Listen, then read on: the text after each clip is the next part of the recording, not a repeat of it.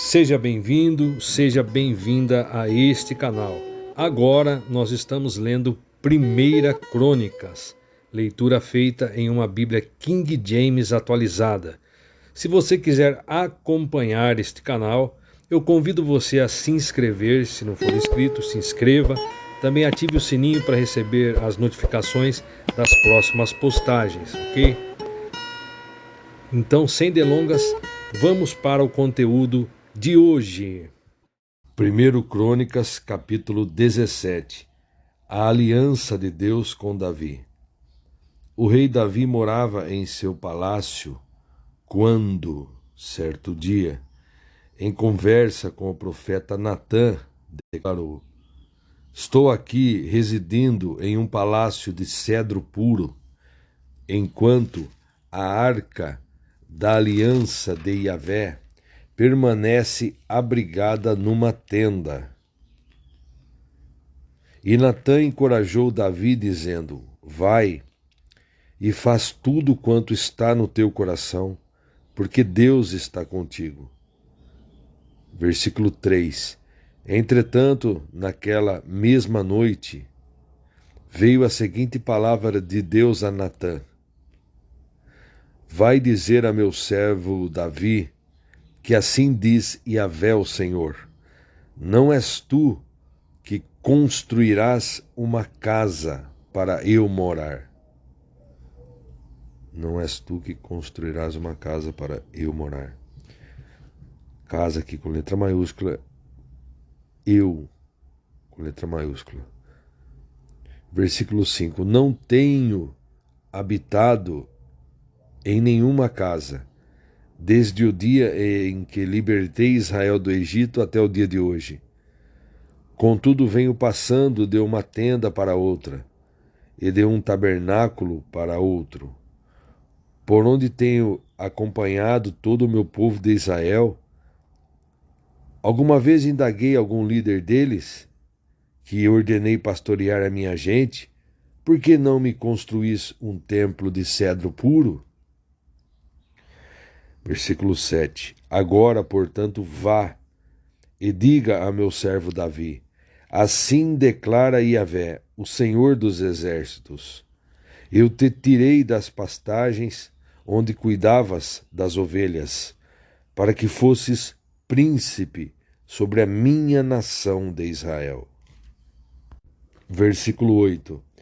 Caminhei contigo por todos os lugares por onde andaste, e destruí todos os teus inimigos de diante de ti. Agora te tornarei tão conhecido e ilustre quanto os mais importantes da terra.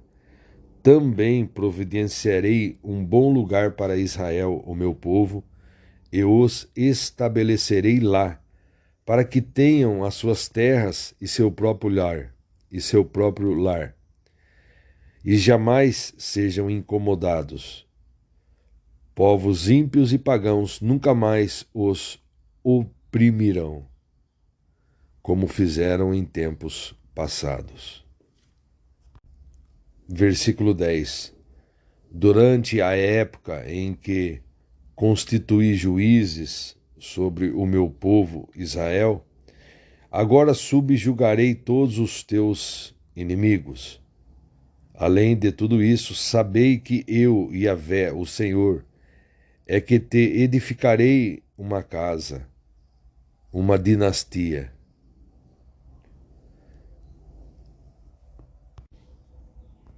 Versículo 11. Quando os teus dias se completarem na terra, tua vida chegar ao fim, e fores descansar com teus pais, providenciarei um sucessor da tua descendência. Escolherei um dos teus filhos e eu, pessoalmente, estabelecerei o reino dele. Estabelecerei o reino, com letra maiúscula, dele. Versículo 12. Assim ele edificará uma casa para a minha pessoa, e eu firmarei o trono dele para sempre. Vou ler novamente o versículo 12. Assim ele, com letra maiúscula, edificará uma casa, com letra maiúscula, casa, para a minha pessoa, e eu, também com letra maiúscula, firmarei o trono dele para sempre. Versículo 13. Eu serei seu Abba, pai e mestre, e ele será meu filho. Jamais desviarei dele o meu amor, como tive que fazer com Saul. Eu o farei líder do meu povo e do meu reino para sempre. Seu trono e governo durarão eternamente. Aqui é o Pai falando, se referindo ao Filho Jesus. Essas declarações referem-se também ao futuro, quando nasceria o nosso querido Jesus de Nazaré. Versículo 15. Então Natã se apressou em comunicar a Davi tudo o que o Senhor lhe havia falado e revelado. Veja aqui o que diz o comentarista, antes de eu dar continuidade. Tanto Davi quanto Natã, o profeta, estavam comprometidos com a ideia de se construir um templo. Davi sentiu que estava dando menos do que devia à arca do pacto ao hospedá-la numa tenda. Natã, que sabia que os motivos de Davi eram puros, não achou razão nesse momento para pensar que Davi não devesse continuar seus planos para construir um templo. Aí referindo-se aos versículos 3 ao 14. A mensagem de Deus para Davi por meio de Natã a respeito do templo foi positiva, porque foi dessa forma que Davi a recebeu. Eventualmente haveria um templo, porque Deus tinha prometido a Moisés um lugar central de adoração que se tornaria o lugar exclusivo para sacrifícios. Deuteronômio 12, 5 ao 7. Davi não seria autorizado a construir essa casa para Deus habitar. Hoje, a casa para Deus habitar somos nós. O tabernáculo hoje somos nós. Aí continuando, mas Deus daria ao rei uma promessa muito maior. O Senhor declarou que ele estabeleceria a casa de Davi, uma dinastia, uma sucessão de reis que duraria muitas gerações. Um de seus filhos se tornaria o próximo rei e seria aquele que construiria o templo e também continuaria a linhagem de Davi para toda a eternidade. Aí voltando aqui, dando continuidade, a oração de Davi, versículo 16. Em seguida, o rei Davi entrou na casa de Yahvé, o tabernáculo, assentou-se diante do Senhor e declarou a seguinte oração. Ó Yahvé, Senhor Deus, quem sou eu e quem é minha família para que me tenhas trazido até aqui? Ó Deus, e como se isso não bastasse para ti, ainda deste uma palavra sobre a família deste teu servo, e me trataste como um homem ilustre, ó Yahvé, Deus. Me trataste como um homem ilustre, ó Yahvé, Deus. O que mais Davi poderá dizer-te sobre a honra com que tratas o teu servo? Tu bem conheces o coração do teu servo, ó Yahvé. Por amor de teu servo e conforme a tua vontade realizaste este feito grandioso e tornaste conhecidas todas essas maravilhosas promessas. Versículo 20. Não existe nenhum ser como tu, ó Senhor. Tampouco há outro Deus além de ti. segundo tudo quanto temos testemunhado. Versículo 21. E quem é como Israel, o teu povo, a única nação da terra que tu, ó Deus, resgataste para ti mesmo, e assim tornaste o teu nome conhecido em toda a terra, mediante realizações portentosas e impressionantes, ao expulsar todas as nações e seus deuses de diante da tua gente que libertaste do Egito? Tu fizeste de Israel teu povo, tua nação especial para sempre. E tu, ó Yahvé, te tornaste o seu Deus. Versículo 23. Agora, pois, ó Senhor, seja confirmada para sempre a tua promessa acerca do teu servo e sobre a família dele, e realiza tudo quanto prometeste. Seja o teu nome estabelecido e glorificado ao longo da eternidade, e que se proclame em todas as partes. Yahvé, o Senhor dos exércitos, é o Deus de Israel.